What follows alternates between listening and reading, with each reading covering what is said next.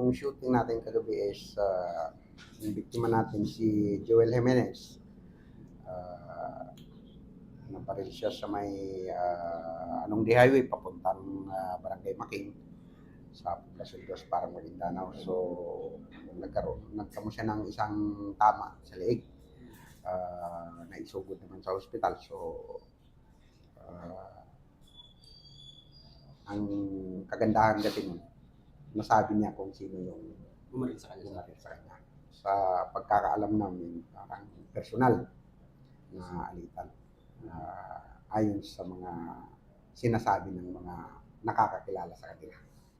Salamat naman sa effort ng ating mga kapulisan. Nahuli po natin yung person of interest. Yun pong sinabi niyang pangalan. So, hindi muna natin i-mention. Basta ang importante, yung person of interest na nasabi nung biktima, nakuha po natin. Doon po mismo sa kanyang tirahan. Ako po ay muling nananawagan sa ating mga kababayan. Makipagtulungan po tayo sa ating kapulisan. Gaya po nung pangako ng ating kapulisan sa parang municipal police station. Uulitin ko, pinangako po ng ating kapulisan na pag hindi huminto yung mga gumagawa ng hindi kanais-nais dito sa bayan ng Parang, magtatagpo po yung landas nila pati ng ating kapulisan.